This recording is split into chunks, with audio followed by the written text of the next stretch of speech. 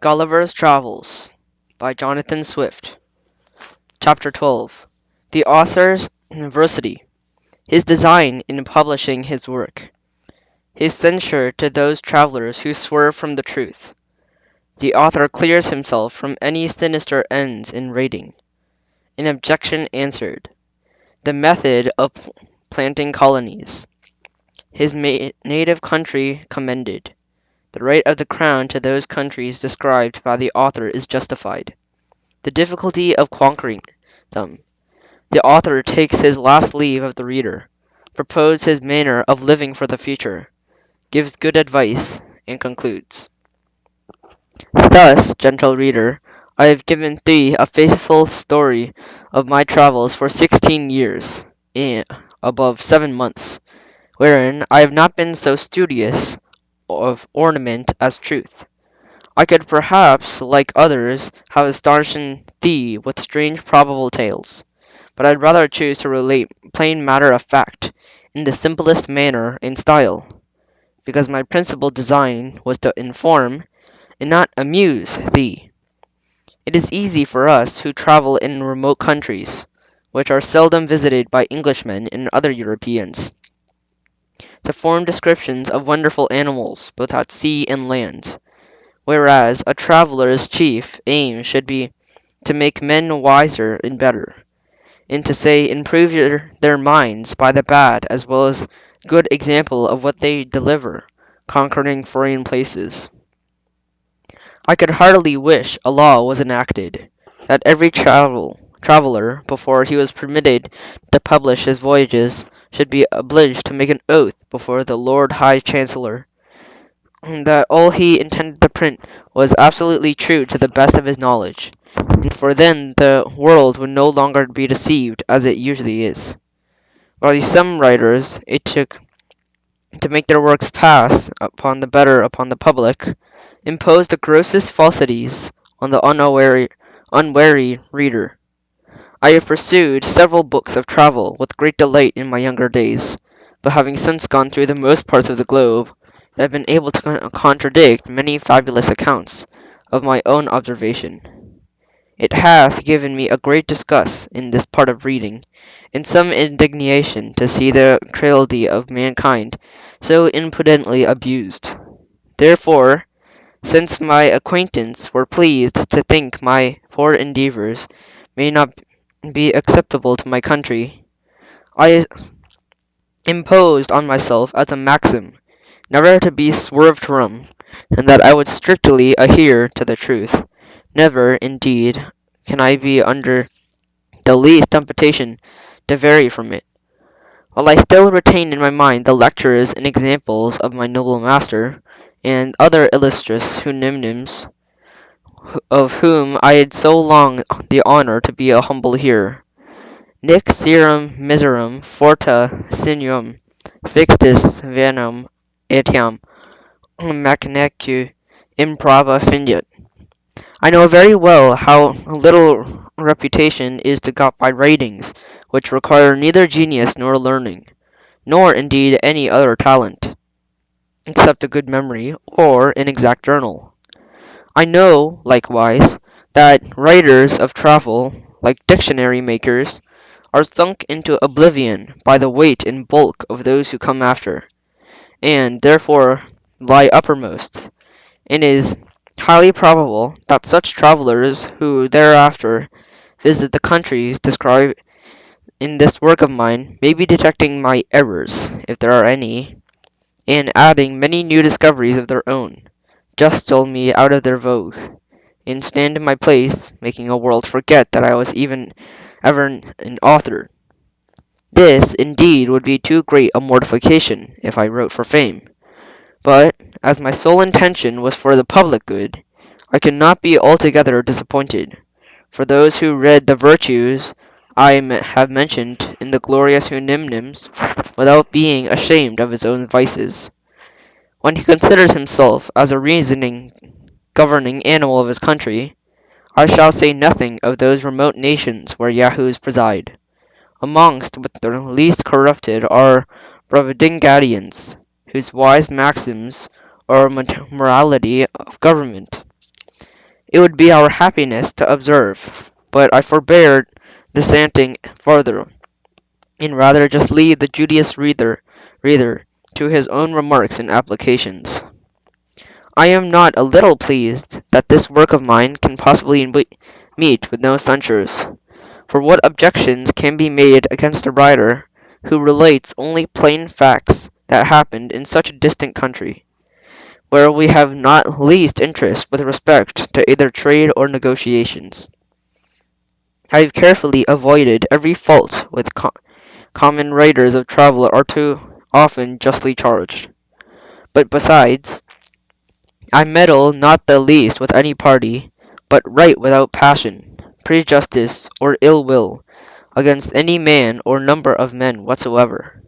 I write for the noblest end, to inform and instruct mankind, over whom I may, without the breach of modesty, and pretend so long into some superiority from the advantages I had received by conversing so long among the most accomplished Houyhnhnms. I write without any view towards profit or praise.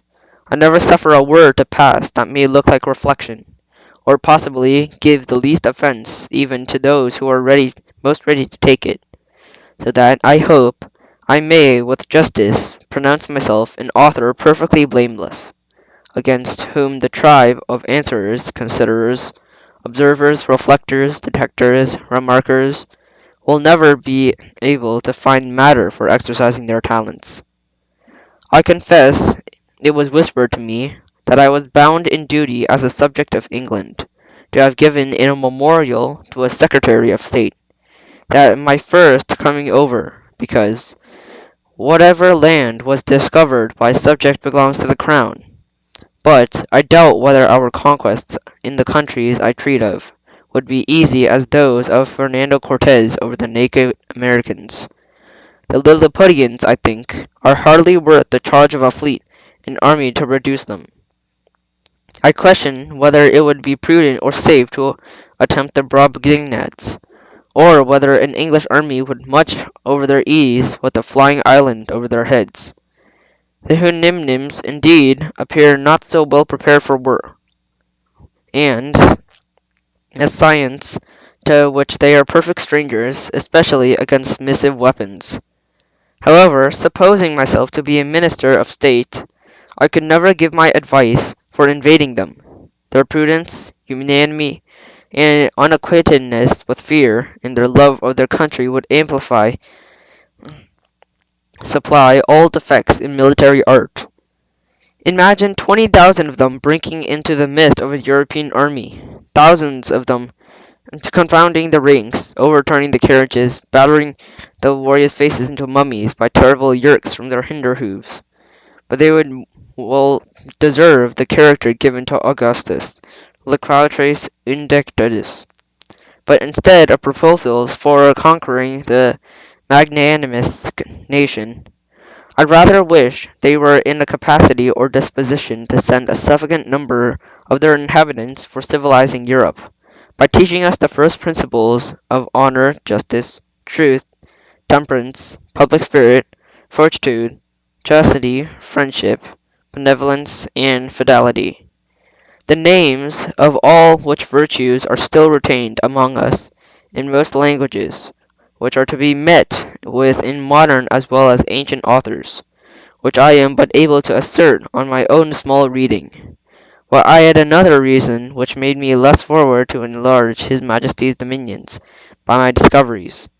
To say the truth, I had conceived a few scruples with relations to the distributive justice of princes upon those occasions. For instance, a crew of pirates are driven by a storm they know not whither. At length a boy discovers a land from the topmast, and they go on the shore to rob and plunder. They see an harmless people, are entertained with kindness, and they give a country a new name. They take formal possession for it for their king. They set up a rotten plank or a stone for the memorial. They murder 2 or 3 dozen natives, bring away a couple more by force for a sample, return home, and get their pardon. Here commence a new dominion acquired with the title by divine right. Ships are sent with the first opportunity, and natives are driven out or destroyed. Their princes tortured to discover their gold, and a free license to give all acts of inhumanity and lust, the earth reeking with the blood of its inhabitants. In this execrable crew of butchers employed in so pious an expedition is a modern colony sent to convert and civilize an idolatrous and barbarous people. But this description, I confess, doth not by no meaning affect the British nation, who may be just an example to the whole world of their wisdom, care, and justice in planting colonies.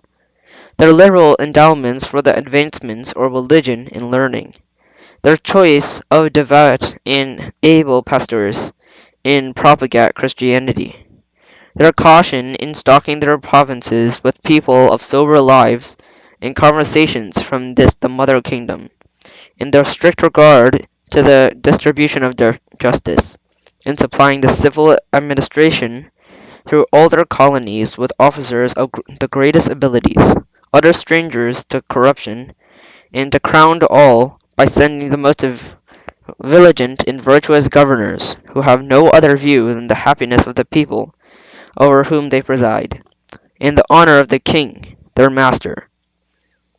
But, as those countries which I have described do not appear to have any desire of being conquered, and enslaved, murdered, or driven out by colonies, nor abound in either gold, silver, sugar, or tobacco, I did humbly conceive that there were no means proper objects to our zeal, our valour, our interest.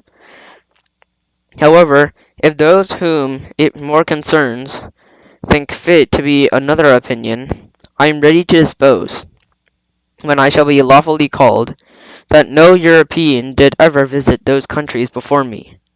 I mean, if the inhabitants ought to be believed, unless a dispute may arise upon two Yahoos, and said to be many ages on a mountain in Hunimnim land, from whence the opinion is that the race of those brutes hath descended, and these, for anything I know, may have been English, which indeed I was apt to suspect from the lineaments of their posterity's countenance, although very much defaced.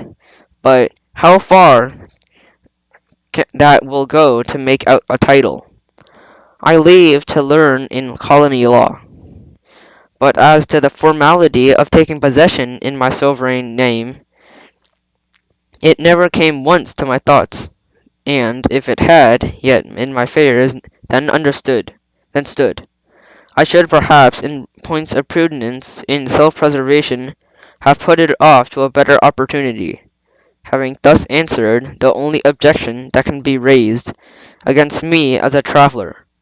I here take a leave of all my courteous readers, and return to enjoy my own speculations in my little garden at Redriff, to apply those excellent lessons of virtue which I had learned among the Houyhnhnms, to instruct the Yahoos of my own family as far as I shall find them docile animals, to behold my figure often in the glass, and thus, if possible, habituate myself by the time to tolerate the sight of a human creature, to lament the brutality of Houyhnhnms in my own country, but always treat their persons with respect, for the sake of my noble master, his family, his friends, and the whole Houyhnhnm race, for whom these of ours have the honour to resemble in all lineaments.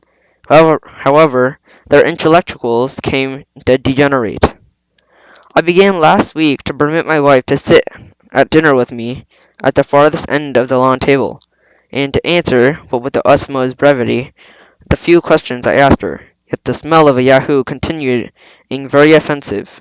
I always keep my nose well stopped with rue, lavender, or tobacco leaves, although it be hard for a man late in life to remove old habits.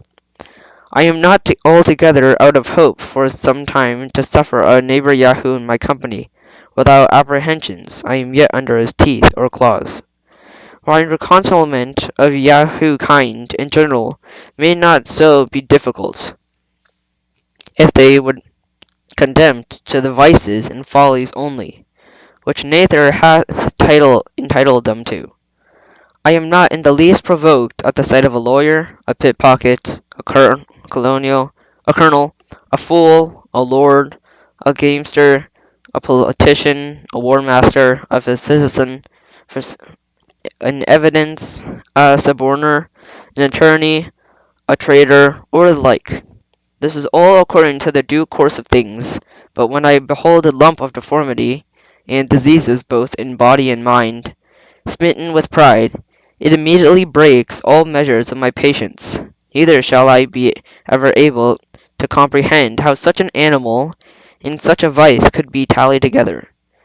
The wise and virtuous Hernimnim, who abound in all excellencies that can adorn a rational creature, have no name for this vice in their language, and hath no terms to express anything that is evil, except those whereby they describe the detestable qualities of their Yahoos, among which they are not able to distinguish this of pride, for the want of thoroughly understanding human nature, as it sheweth itself in other countries, where that animal presides. But I, who had more experience, could plainly observe some rudiments of it among wild Yahoos, that the Houyhnhnms, who live under the government of reason, are no more proud than the good qualities they possess, that I should be for not wanting a leg or an arm, which no man in his wits would boast of, although he must be miserable without them. I dwell the longer of this subject for the desire I had to make the society of an English Yahoo by any means not insupportable, and therefore I here entreat those who have any tincture of this absurd vice, that they will not presume to come into my sight. Fini.